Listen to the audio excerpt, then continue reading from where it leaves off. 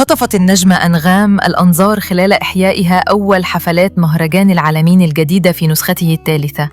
وتألقت أنغام في الحفل بفستان فضي لامع نال إعجاب متابعيها.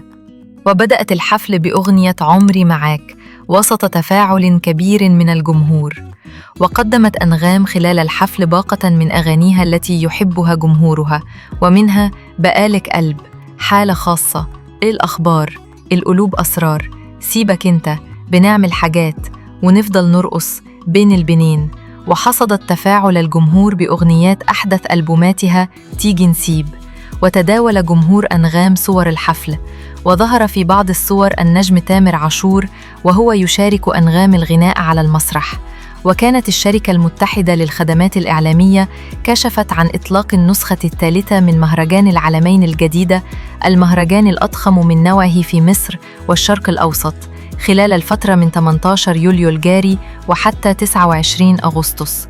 وتشهد الدورة الجديدة لمهرجان العالمين مشاركة نخبة من أبرز نجوم الغناء في مصر والوطن العربي، وهم عمرو دياب، أنغام، أصالة نصري، تامر حسني، تامر عاشور، مروان بابلو، ليجي سي، وويجز، وفرقة كايروكي. يذكر أن أنغام أحيت في يونيو الماضي الحفل الختامي لمهرجان ليلة عمر 2025 في الكويت. غنت أنغام 30 أغنية منوعة. وقبل ظهور أنغام تفاجأ الجمهور بأعضاء من الفرقة الموسيقية يهبطون من سقف المسرح وهم معلقون على مقاعد طائرة ويعزفون بشكل مبهر في نقطة جذب بصري مدهشة أضفت لمسة من السحر على أجواء الحفل، واستحقوا تصفيقاً كبيراً من الجميع.